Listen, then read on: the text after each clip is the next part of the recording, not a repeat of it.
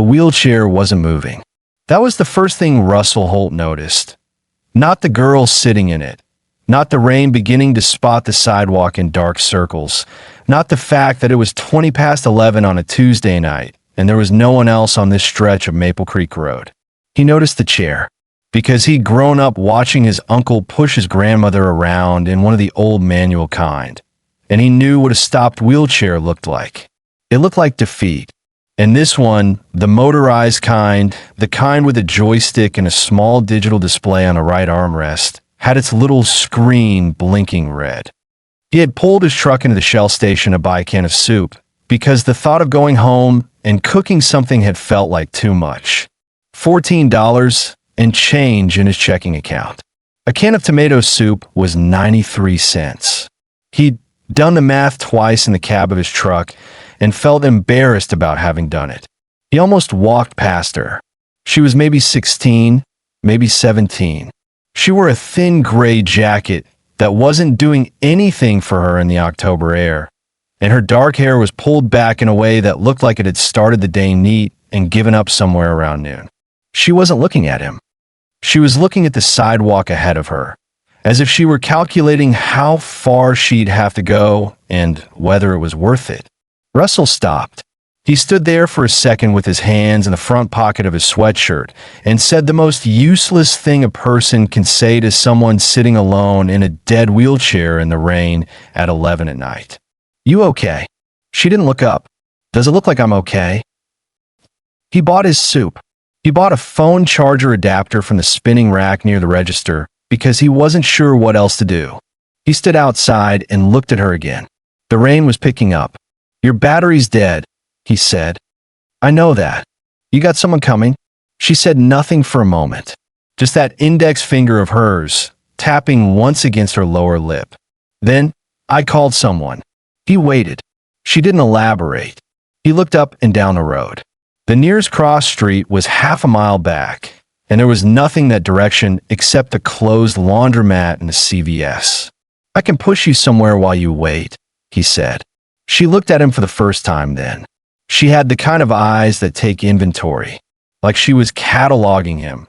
The sweatshirt, the stubble, the crooked left tooth he was keeping behind his lips because he always did around strangers. "You don't have to do that," she said. "I know." He pushed her under the gas station awning. She didn't thank him. He stood off to the side and drank a cup of bad coffee from the machine by the door and didn't make conversation because she clearly didn't want any. They waited like that for 11 minutes. Then a black Escalade turned off the road and rolled to a stop at the curb, and a man in a charcoal overcoat stepped out. And that should have been the end of it. Russell should have gone home, eaten his soup, and never thought about that girl again. But the man in the overcoat, silver hair, controlled, the kind of control that takes practice, walked up to his daughter and looked at her for a moment and said, in a voice so quiet it barely reached Russell from 10 feet away, "This was very foolish, Harriet." That was all. Then he looked at Russell, nodded once, like he was acknowledging a valet, and the Escalade drove away. Russell stood under the gas station awning with an empty coffee cup and the slow understanding that he'd just met someone he'd seen mentioned on a sign. Because the hotel where he worked, the Maple Creek Suites, a mid-range property where he'd fixed boilers and unclogged drains and repaired door hinges for the past 4 years, had been acquired 8 months ago by a holding company called Caulfield Properties. He didn't think about it much on the drive home. He thought about his soup. He thought about whether Penny had remembered to brush her teeth. Bev from next door was watching her tonight, and Bev was wonderful, but Bev believed the toothbrushing thing was optional. He didn't think about the girl in the wheelchair again for 11 days. That's not quite true. He thought about the 4 words. "This was very foolish, Harriet." Now, are you all right? Now I was worried. Not anything a father says to a child he's been scared for. Just that. A verdict. He thought about those 4 words more than he thought about anything else that week, and he couldn't have told you why. Russell Holt was 38 years old and had been on his own with Penny for almost 3 years, And the apartment they lived in on Fenner Street had 2 bedrooms and 1 bathroom and a kitchen that smelled faintly of the previous tenant's cigarettes, no matter how many times he ran the exhaust fan. He'd repainted the walls himself the first month. Eggshell white in the living room. A yellow penny had picked from a paint chip display at the hardware store for her bedroom. A yellow so aggressive it made the room feel like the inside of a lemon. He'd painted it anyway. Penny was 9. She had a gap between her 2 front teeth that her dentist said would close on its own, and she collected bottle caps, soda, beer, whatever, and kept them in a mason jar on the windowsill of her room. She had 43 of them the last time Russell counted. She talked fast when she was excited, which was often. She had recently decided she wanted to be a marine biologist, and before that a pastry chef, and before that a storm chaser. And Russell had bought books about all 3 from the thrift store on Elm, because you never knew. Her mother, Diane, lived in Portland now. She called on Sundays when she remembered, which was most Sundays, and she wasn't a bad person, and Russell had stopped using that word, bad, for her a long time ago. People wanted different lives. That was the thing he'd learned. Not that people were bad. Just that sometimes the life you built with someone wasn't the life either of you actually wanted, and you didn't find out until you'd already been building it for 7 years. Diane paid child support, which helped. Not enough, but it helped. Russell's job at Maple Creek Suites paid him just under $22 an hour. He worked 40 to 45 hours a week, depending on what broke. Things were always breaking. He didn't mind the work. He was good at finding the thing that had gone wrong and making it right again, and there was a satisfaction in that he didn't feel anywhere else in his life. You looked at a broken thing. You figured it out. You fixed it. He kept a jar of tip money under the kitchen sink. Loose bills from the rare guests who left something on the nightstand, which wasn't common because people didn't tip maintenance, but some did. The jar had about $60 in it. He was saving it for Penny's school trip. Her class was going to a science museum in Columbus in November, and the cost was $45, and Russell had been moving that $45 around his head for 3 months like furniture he was trying to fit in a room that was too small. He told himself at night, when Penny was asleep and the apartment was quiet and the sound of someone's television came through the wall in a steady, indistinct murmur, that he was fine. That they were fine. That this was just a season, and seasons changed. He didn't always believe it, but he said it, and saying it was something. He had one picture on the windowsill in the living room. Him and Penny at a fair 2 summers ago. She had cotton candy on her chin and was mid-laugh about something. He didn't remember what. He kept meaning to get a frame for it, and kept not getting one. So it sat propped against the wall with a small rock holding it upright, and he walked past it every morning on his way to the coffee maker. That was Russell Holt's world. Manageable, careful, held together with the same steady attention he brought to broken boilers and stiff door hinges. And then the call came. It was Walt Fenner, his supervisor, who told him. Walt was a man who delivered information the way people delivered furniture. He set it down and stepped back and let you deal with it. Corporates put a guest in 114, Walt said. Long term, couple weeks at least. The room's been fitted with some equipment, a ramp, some kind of lift in the bathroom. They want you on call for the duration. Anything she needs that falls under maintenance or logistics. She, young woman, wheelchair user. Walt paused. Her name's Harriet Caulfield. Russell stood in the supply room holding a box of light bulbs and did not say anything for a moment. You all right?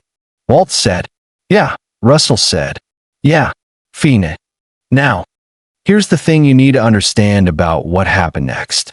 Because it would be easy to hear this story and assume that everything that followed was Russell being good, being generous, being one of those people who just naturally does the right thing.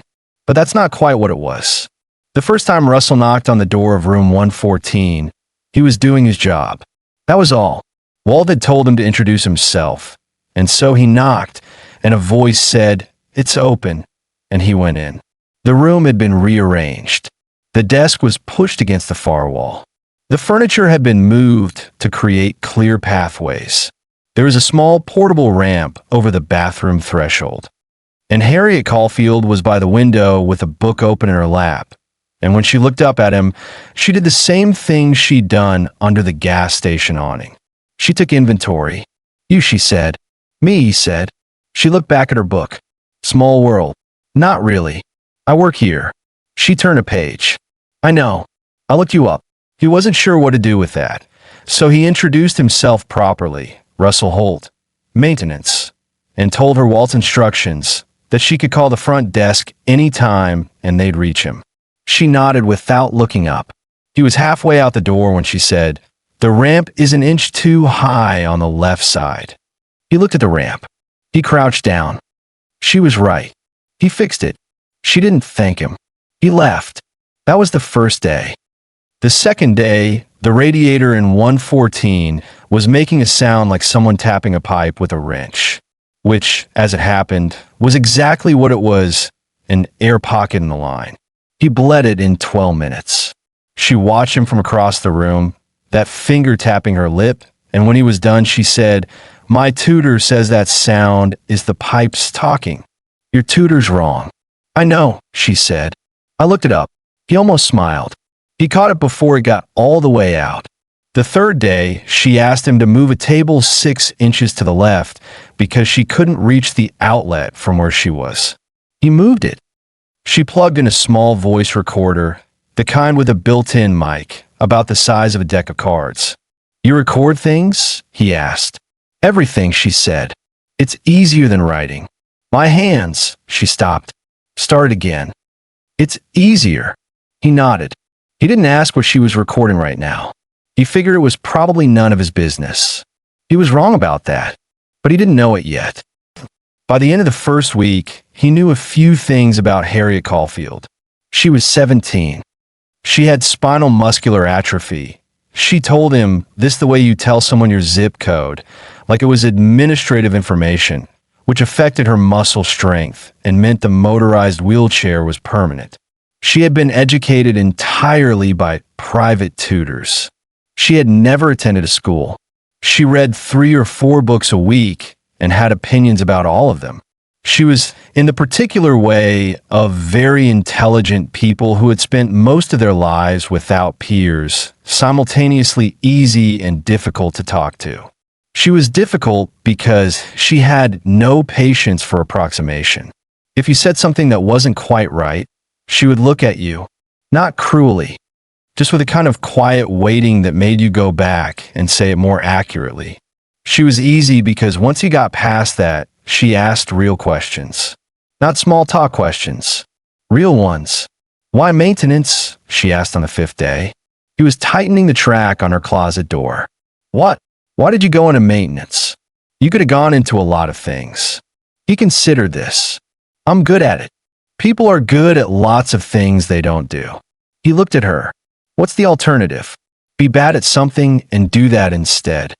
She tapped her lip. "You could have gone into something that paid more." "I could have," he said. "I didn't." She seemed to accept that. She let it sit for a moment. Then, "You have a daughter. Edo." "How old?" 9. "Does she come here?" "She's at school." "But does she come here? Ever?" He put his screwdriver back in his belt. "Why?" Harriet looked out the window. The October trees were losing their leaves in the wind, a few at a time. "I'm just asking." He didn't bring Penny to the hotel. Not then. He had a system, and the system worked. And the system was that his work life and his home life were separate things, and Penny stayed with Bev after school until he got home. And they had dinner together, and he helped her with homework. And on weekends they went to the library because the library was free and Penny loved it without understanding why. But 2 weeks in, Bev's sister came from Cincinnati for a visit, and Bev needed the apartment, and Penny's school had a half day, and Russell had a situation with a leaking pipe in the second-floor utility room that needed 3 hours he didn't have. And so for the first and only time he brought his daughter to work. He set her up in a break room with her homework and a juice box and instructions not to wander. She lasted 40 minutes. He found her in the hallway outside room 114. She was looking at the door with the focused expression she got when she was thinking about something she wasn't sure she was supposed to do. "Penny, Dad, there's someone in there." She pointed at the door. "I heard her talking. She's a guest. You can't just." The door opened. Harriet looked at Penny. Penny looked at Harriet. And then Penny looked at the wheelchair with the kind of open, uncomplicated interest that only exists before the age of about 12, when the world teaches you to pretend you don't see the things you see. "Is that electric?" Penny said. Harriet blinked. "Yes." "How fast does it go?" Russell started to say something. Harriet raised one hand, a small, economical gesture, and he stopped. "About 4 miles an hour," Harriet said. Penny considered this. "That's about as fast as walking." "That's exactly as fast as walking." "So it's like walking," Penny said. "Just with a motor." "More or less," Harriet said, and she almost smiled. Russell watched it happen, the corner of her mouth pulling up and then correcting like she'd caught herself. Penny said her name was Penny and that she was 9 and that she collected bottle caps and that her favorite color changed every month, and this month it was dark green, not regular green, dark green. There was a difference. Harriet said her name was Harriet and that she was 17 and that she didn't collect things and that her favorite color was gray. "Gray's not really a color," Penny said. "It's more like a tone." Harriet looked at Russell. "Where did she learn that?" "Library," he said. "You should tell you the thing about the bottle cap." On the third visit, because there were more visits, more half-days and school holidays, and one afternoon when Bev's knee was bad, Penny showed up with a bottle cap she'd found on the sidewalk outside the hotel. It was a Coca-Cola cap with a small dent on one side, which, in Penny's taxonomy, made it more interesting, not less. She gave it to Harriet. Harriet turned it over in her fingers. She had limited grip strength. She'd told Russell this plainly, the same way she explained everything as administrative information, but she held the bottle cap and turned it over twice and set on the table next to her voice recorder. "Thank you," she said. "You can start a collection," Penny said. "I don't really start things." "Why not?" Harriet looked at the bottle cap. "It takes a while for a collection to be a collection. You have to have more than one. You have to start somewhere," Penny said. Harriet was quiet for a moment. Then she said, "I know." That bottle cap stayed on the table next to her voice recorder for the rest of the time Harriet was in that room. Russell noticed. He didn't say anything about it. He was also noticing something else. Something he didn't entirely have language for yet. It was the way Harriet became slightly different when Gordon Caulfield came by, which happened twice in the first 2 weeks. Controlled visits, scheduled, an hour each. Gordon would sit in the chair by the window, and they would talk in that particular way of people who have rehearsed being in a room together, and Harriet's voice would become slightly flatter, slightly more measured, and her finger would tap her lip more often, which Russell had come to understand meant she was working something out. After Gordon left the second time, Harriet sat by the window for a long time without talking. When Russell came by to check the radiator, she didn't look up. "You don't have to stay," she said. "I'm not staying," he said. "I'm checking the radiator." "It's fine. I'll be the judge of that." She said nothing. He checked the radiator. It was fine. He stood there for a moment longer than he needed to. "He's going to be in the area for another few weeks," she said. Not to Russell specifically. More like she was saying it to the room. "Business." "Okay," Russell said. "He doesn't stay where I stay," she said. "He has a house. He bought one a few years ago. He's here a lot for work." Russell waited. "He's getting married," she said. "In the spring." I've never met her." Harriet turned the voice recorder over in her hands. "She prefers not to. Meet me." She said it without any particular inflection, like she was describing the weather. "It's a preference." Russell stood in the doorway of the bathroom with his hand on the door frame and felt something go tight in his chest. He looked at the floor. Some people don't know what to do with something unfamiliar, he said. She knows exactly what to do with me, Harriet said. That's the problem. He didn't sleep well that night, or the night after. On the 11th day of the second week, he came into work at 7 a.m. to find a message from Walt asking him to come by the office.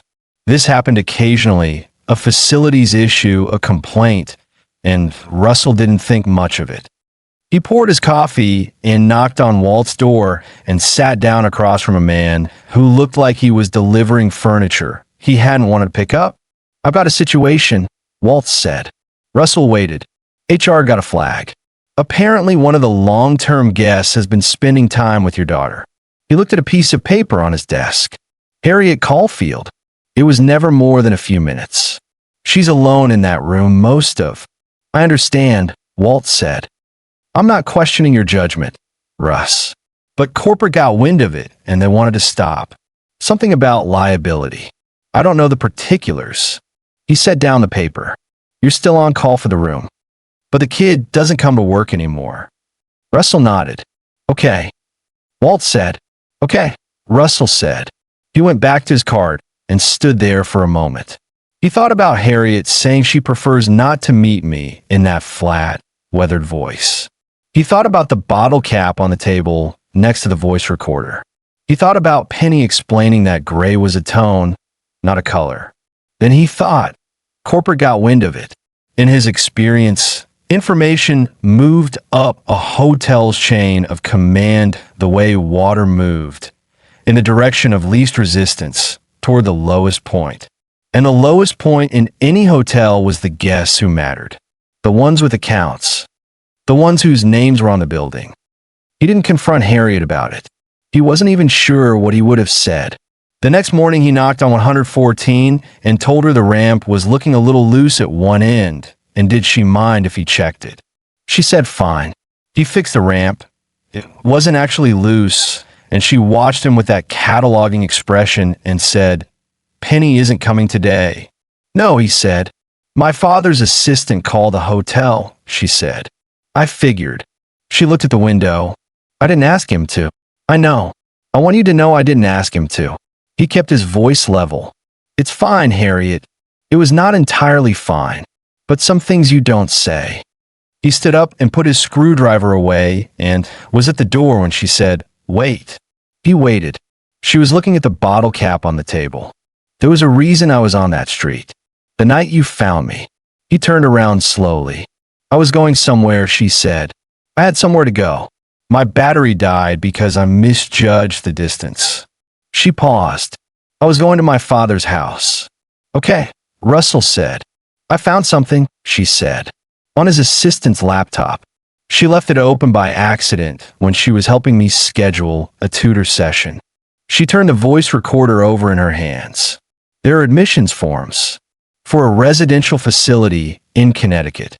Medical, technically, SMA patients to use long-term care facilities. But I don't need that level of care. I function." She said this matter-of-factly. "I function quite well."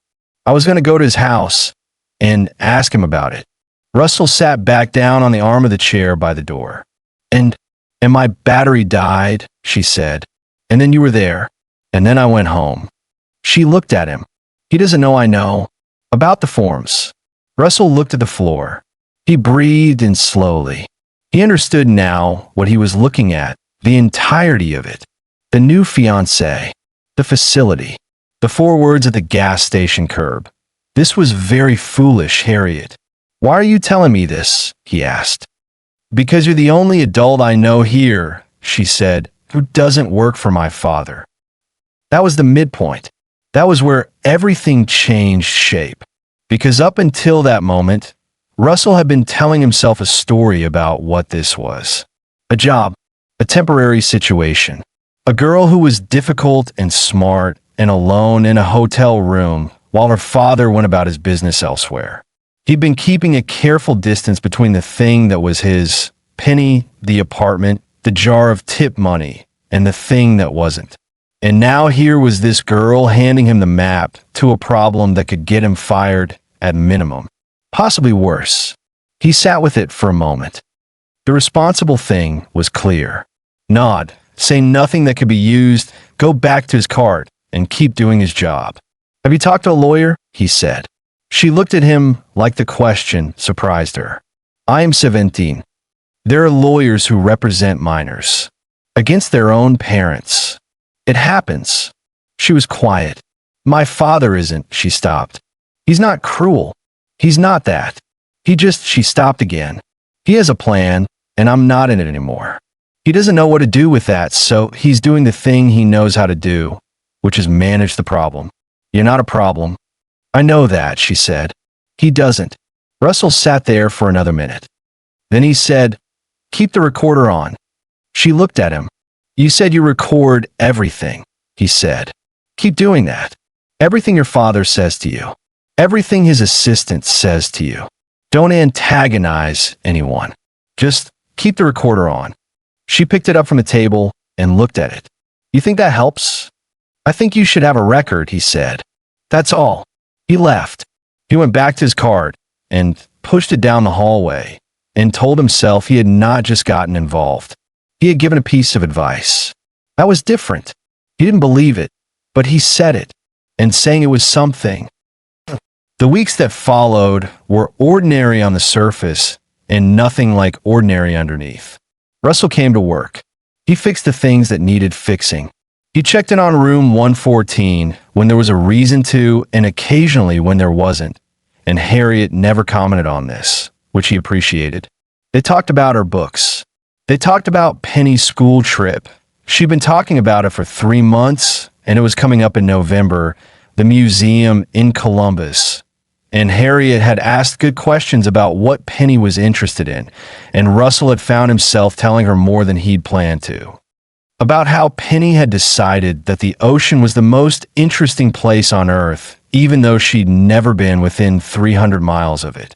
About the book on deep-sea creatures Russell had found at the thrift store, the one Penny had read 3 times. She sounds like someone who's figured out what she wants, Harriet said. She's 9, Russell said. She changes her mind every month. But she knows what interests her, Harriet said. That's rarer than people think. He thought about that later. He thought she might be talking about herself. Gordon Caulfield came by twice more in the 3rd week. The visits were shorter. Something had shifted in them. Harriet's voice on the recorder was harder to read, more controlled, but the silences were longer. Russell heard pieces of conversations in the hall when he was working nearby and didn't hear anything alarming, which somehow alarmed him more than if he had. Alarming was at least legible. Then on a Thursday afternoon in the 3rd week, Harriet's door was open when he came down the hall, and he could see inside. She was sitting by the window, and her voice recorder was in her lap, and she was looking at nothing. She looked like someone who had just heard something and was deciding whether to believe it. He knocked on the open door. She turned. And her face, she had a good face for not showing things. He'd learned to read what was underneath. Your dad, he said. She nodded once. He told you. Another nod. Slower. Connecticut, Russell said. January, she said. After the wedding. He walked in and sat in the chair by the door. You have 2 months. 2 months, she agreed. The recorder, he said. I have 3 weeks of conversations, she said. He's never said anything explicit. Nothing about the facility specifically. She turned the recorder over. He talks about the plan. He talks about arrangements. His assistant sent a message last week that referenced the facility by name. I have that. That's something, Russell said. It's not enough, she said. He looked at the floor. He looked at the bottle cap, still on the table. He looked at the window. Then he said, very carefully, you have a lawyer? Your own? Someone your father doesn't pay? No. Can you access your own money? I have a trust, she said. I can access it at 18. When's your birthday? March. Russell did the math. January to March. 2 months from now to January. 2 months from January to March. 4 months total on the wrong side of 18. Is there anyone? A relative, a family friend, someone your father respects who could. My mother's sister, she said. Aunt Ruth. She's in Vermont. A pause. She and my father don't speak. Would she help you? Harriet looked at her hands. She's asked me to come live with her before. My father said no. Vermont isn't. It's not the kind of place that has the medical infrastructure. She looked up. He's not wrong about that, technically. But the facility in Connecticut isn't about medical infrastructure. I know what those places are for. What are they for? Russell said. For people, she said very quietly, who don't fit into the life someone else is building. You should have stopped there. He should have said, Harriet, I'm a maintenance technician at the hotel your father owns. I have a 9-year-old daughter and $14 in my checking account, and I am not the person who solved this. He should have said those things. Instead, he went home that night and looked up Aunt Ruth. Her name was Ruth Albright. She had a small farm in Woodstock, Vermont. She had a Facebook page she hadn't updated in 6 months, with pictures of a garden and a dog and nothing else. He found a phone number through a property records search he did on a free website, the kind you use when you're looking for something you know you shouldn't be looking for. He wrote the number on a scrap of paper and put it in his wallet and did not call it. He told himself, this is as far as I go. I'll give her the number. That's all. He told himself that, and he almost believed it. The next morning he came to work at 7 and found Walt in the parking lot, standing next to a man Russell didn't recognize. The man was in his late 40s, wore a dark suit, and had the flat-eyed expression of someone who spent most of his time in meetings. Russell, Walt said, this is Craig Duvall. He's the Regional Facilities Director for Caulfield Properties. Craig Duvall extended his hand. Russell shook it. We've been hearing good things, Craig said. He said it the way people say it when they're about to say something else. I appreciate that, Russell said. The 114 situation, Craig said. Harriet Caulfield. You've been her point of contact. Her maintenance contact, yes. We've appreciated your discretion, Craig said. These situations require a certain. He paused, selecting a word carefully, like a man choosing an apple. Professionalism. Sure, Russell said. Mr. Caulfield has asked us to reassign the 114 account, Craig said. Nothing personal. He'd just like someone from corporate to handle it directly going forward. Russell looked at Walt. Walt was looking at the ground. When? Russell said. Effective today, Craig said. He didn't go to Harriet. Not immediately. He finished his shift because the job needed doing regardless of how it ended. He fixed a clogged drain in 208. He replaced 2 light bulbs in the stairwell. He regrouted a section of tile in the fitness center bathroom that had been on his list for a week. At 4 o'clock, when his shift ended, he went to room 114 and knocked. She opened the door and looked at his face and said, "What happened?" Not a question, a recognition. He told her, flatly and completely. The parking lot, Craig Duvall, effective today. She listened without interrupting, which was her way. When he was done, she was quiet for a moment. Then she said, "He knows you know." "Probably. He's not going to fire you," she said. "He's more careful than that. He'll just adjust." He adjusted, Russell said. She nodded slowly. She picked up the voice recorder, set it back down, picked up the bottle cap, and turned it in her fingers. "I have a number for your Aunt Ruth," Russell said. He took the scrap of paper from his wallet and held it out. She looked at it for a long time. Then she took it. "You should call her," he said. "I know. Harriet." He waited until she looked at him. "You should call her tonight." She looked at the number on the scrap of paper. She looked at it the way you look at something you've been waiting for and are now not sure you want. "Okay," she said. He left. He walked out of the hotel and got in his truck and sat in the parking lot for a minute. The sky was a flat gray, not the color, the tone, and the trees in the median had given up the last of their leaves. He drove home. He picked up Penny from Bev's. He made pasta, and they ate it at the table, and Penny talked about a science project involving the water cycle and the phases of the moon, which Russell was fairly sure were two different units, but he didn't interrupt. After dinner, he stood at the kitchen sink and looked out at the parking lot behind the building and told himself it was done. He'd done what he could. She had the number. Whatever happened next was not his. His phone buzzed on the counter. It was an email notification from the Maple Creek Suites HR department. The subject line read, "Position update, maintenance technician, facilities." He knew before he opened it. They'd eliminated the position. Not fired, eliminated. Restructured. Going forward, maintenance would be contracted out to a third-party facilities management company. His last day was 2 weeks from Friday. They'd offered a severance package, 2 weeks' pay, and continuation of health benefits through the end of the year. He sat down at the kitchen table. Penny was in her room. He could hear her talking to herself, which she did when she was reading. Not the words, just the sound of her voice, a private murmur. He put his phone face down on the table. He looked at the picture propped on the windowsill. Penny at the fair. Cotton candy on her chin. Mid-laugh. The jar of tip money under the kitchen sink had $62 in it. November was 2 weeks away. The school trip was $45. His rent was $940 a month. 2 weeks of severance. He sat at the table for a long time. He did not call anyone. He did not panic. Or he did a little, but quietly, the way he did everything.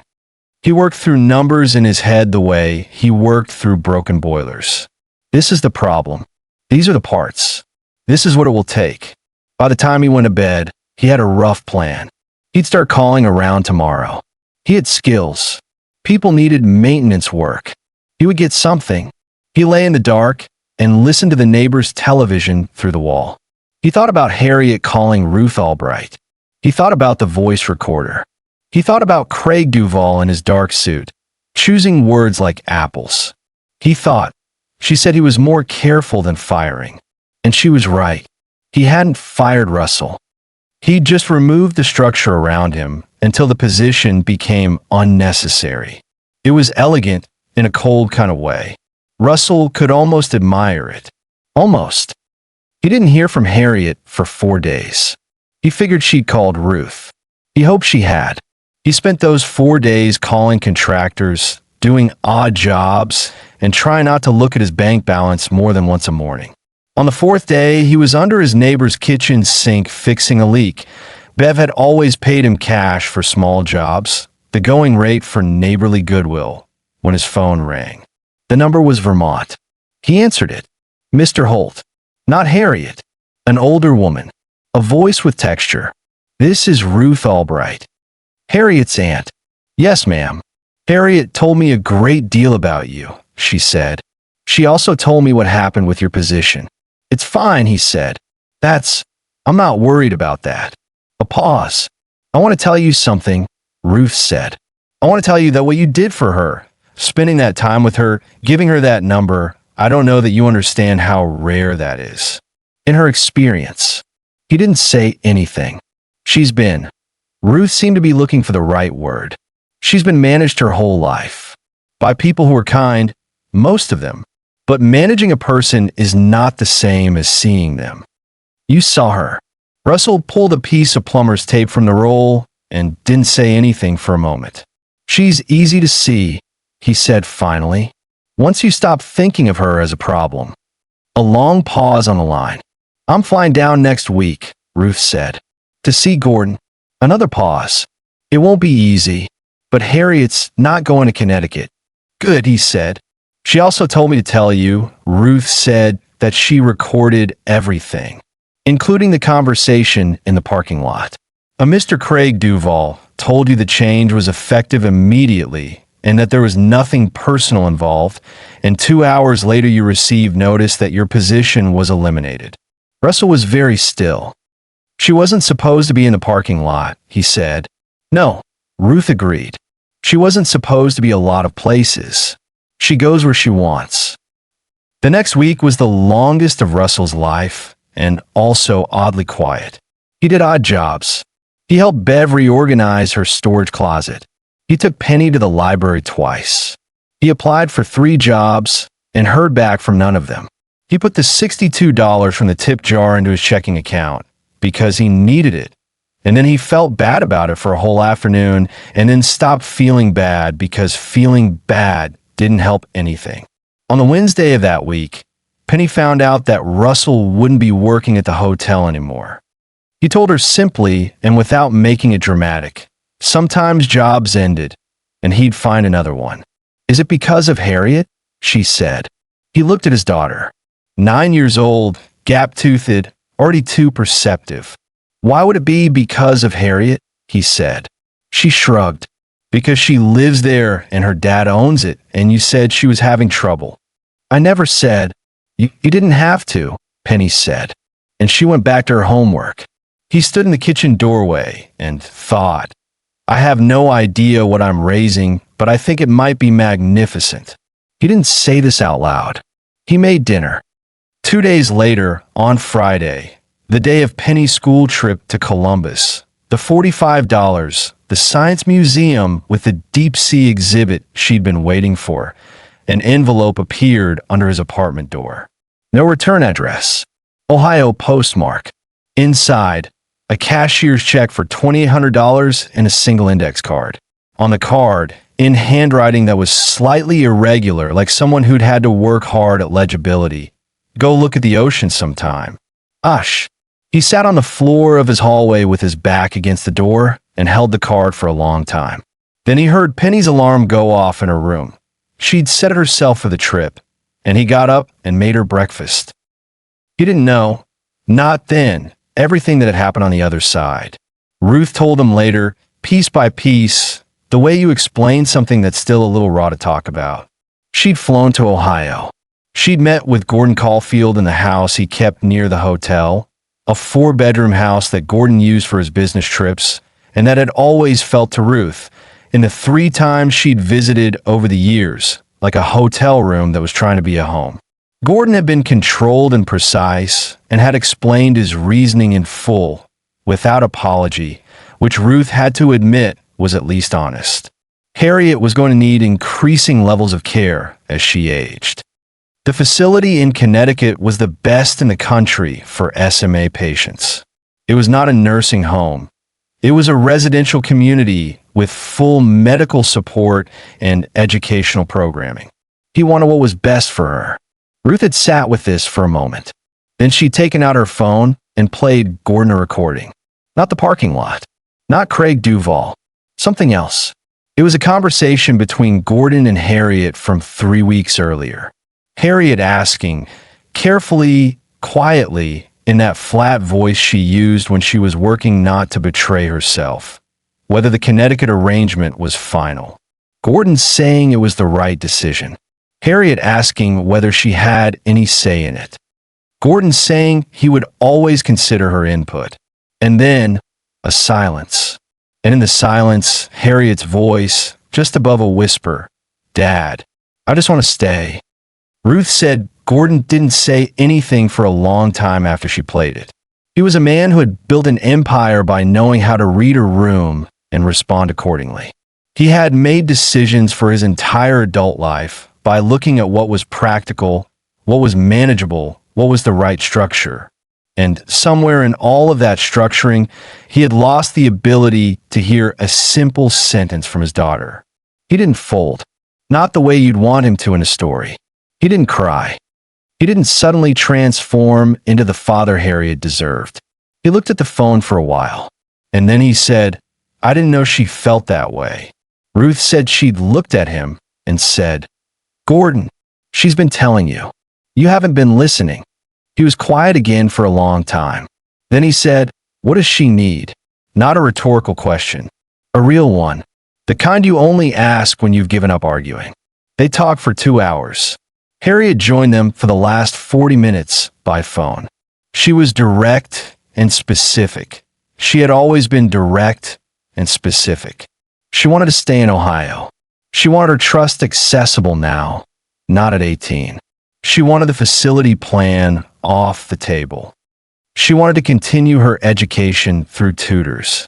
And she wanted, this was the one thing she said twice, which was unusual for her, She wanted to be consulted about her own life as a matter of basic policy.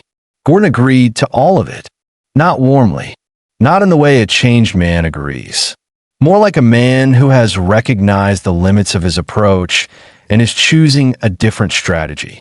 But sometimes that's what progress looks like. It's not always a revelation. Sometimes it's just a decision. Harriet moved back into her father's house in Ohio 3 weeks later. Not the Connecticut facility. The house on Fieldstone Road, for miles from the hotel, with the guest room on the ground floor that Gordon had converted quietly, without announcement, to a wheelchair-accessible suite. Ruth went back to Vermont. She called Harriet every Sunday. She called Russell once to tell him this, and to say thank you, and to tell him. And this was the thing that stayed with him, that the bottle cap Harriet had left in the hotel room before she checked out was sitting on her nightstand in the new room. She'd brought it with her. Russell heard this and said, "Good." He was washing dishes when the call came in. It was a Thursday evening, Penny at the table with homework, the neighbor's television coming through the wall. He hung up and finished the dishes. Then, 4 days after that, he got a call from Walt Fenner. Walt told him the position had been uneliminated, restructured back, technically, which Walt delivered with the expression of a man who didn't understand the paperwork, but had learned not to question it. The third-party contractor plan had been canceled. The job was Russell's if he wanted it. The pay was the same. The hours were the same. The broken boilers and the stiff door hinges and the light bulbs in the stairwell, all the same. He said yes. He went back on a Monday. He picked up his badge from the front desk and got a new maintenance cart. Someone had reorganized his old one in a way that made no sense, and he spent 20 minutes putting everything back in the right order. And he started his shift. At noon, on his way back from fixing a water pressure issue in 307, he found something on his cart that hadn't been there at 11. An envelope. Inside, a check. Enough to cover the school trip, which Penny had already been on. He'd paid from the tip jar, and 3 months' rent. And a single index card in handwriting he didn't recognize. Precise, controlled, slightly compressed. The handwriting of someone who did not waste space. For words, she told me everything. Russell stood in the hallway outside 307 for a moment. He put the check back in the envelope. He put the index card in the front pocket of his shirt. He put the envelope in the inside pocket of his jacket. He stood there for another moment. Then he pushed his cart down the hallway to the supply room, because there was a ceiling tile in 212 that had been bothering him for 2 weeks, and it wasn't going to fix itself. He didn't tell Penny about the check for a few days. He put the money in the bank, paid the rent, bought groceries, real groceries, not the careful kind, and took her to a diner on Saturday for breakfast, which was something they hadn't done in months. She had pancakes. She talked about the museum. She'd seen the deep-sea exhibit, the one with the anglerfish and the giant isopods and the bioluminescent jellyfish, and she described it with the specific, rapid-fire intensity she brought to everything she loved. She said the ocean was even more interesting than she'd thought, which Russell hadn't thought possible. He drank his coffee and listened and thought about how this was the thing. This right here, a kid talking too fast over a plate of pancakes. This was the specific thing that held together everything he'd built. "Dad," Penny said. "Yeah. Are you listening?" "Every word," he said. She looked at him. She did the thing she'd been doing lately, where she was 9, but looked briefly like someone older, like she was checking the temperature of the room without knowing she was doing it. "You seem different," she said. "How do you mean?" She considered this with the seriousness she brought to marine biology and bottle cap taxonomy. "Less tired," she said finally. He thought about that. "Maybe," he said. "Did something good happen?" He looked out the diner window. The parking lot. The gray November sky. A woman pushing a stroller across the far end of the lot. "Something worked out," he said, "that I wasn't sure was going to." She accepted this. She went back to her pancakes. He looked at her for a moment. The gap-toothed, fast-talking, deep-sea-obsessed fact of her, and felt something settle in his chest that he didn't have a word for. Not happiness exactly. Something more durable than happiness. More specific. He paid the check. He left the tip. Not because he had to. He heard from Harriet one more time that year. It was a voicemail. Left at 7 in the morning, a Tuesday in December, while he was driving to work. He didn't hear it until his lunch break, when he was sitting in the break room with a sandwich. Her voice on the voicemail was the same as always. Flat, precise, with that particular quality of someone who had decided exactly what they wanted to say and was saying it. I'm calling because I wanted to tell you something. I talked to my father last night. We talked for almost 2 hours, which is longer than we've talked in a pause. Longer. It wasn't easy. I don't want you to think it was easy. But there's a word for what it was, and I keep coming back to it. Another pause. It was real. We were actually in the room together, not just occupying it. She stopped. He could hear the slight hitch in her breath that might have been anything. I don't know if that changes things long term. I know it doesn't change everything, but it's something. A pause that lasted long enough that he thought the voicemail might be over. I thought you'd want to know, because you're the one who, and then nothing for a beat.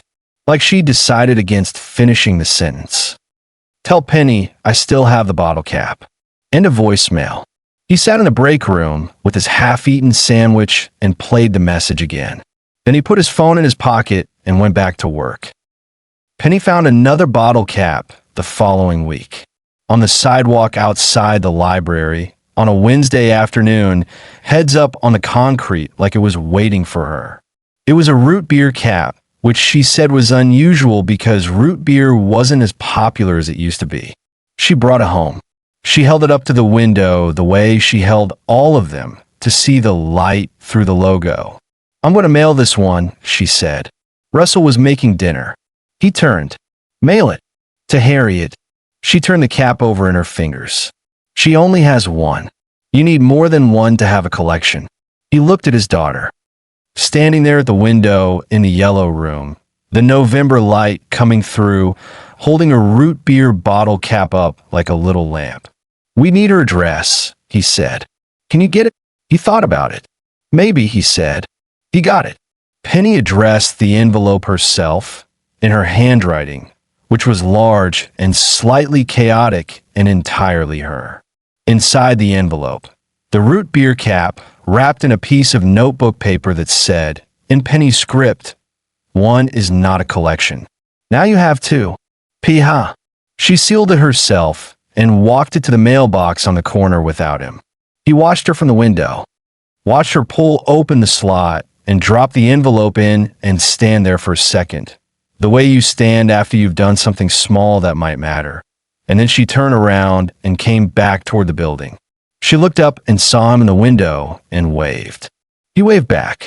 He stood there at the window of the apartment on Fenner Street with the eggshell white walls and the smell of whatever the previous tenant had been, and the picture propped against the wall with a rock holding it up. Penny, mid-laugh, cotton candy on her chin, and he thought about all the things he'd told himself at night in this apartment. That they were fine. That this was just a season. That seasons changed. He thought about a girl in a thin jacket on a stopped wheelchair in the October rain, looking at the road ahead like she was calculating the distance. He thought about the bottle cap on the table next to the voice recorder. He thought about 4 words in compressed handwriting on an index card in his shirt pocket. He didn't call anyone. He didn't say anything. He went back to the stove and stirred what was on it and listened to his daughter come back up the stairs, 2 at a time, the way she always did. The mason jar on her windowsill caught the last of the November light. 43 bottle caps. 44, counting the one already in the mail. He hadn't counted the one on Harriet's nightstand, but it was there. If this story stayed with you, subscribe to Crest Stories. And if you know someone who could use a reminder that doing the right thing still matters, share this one with them.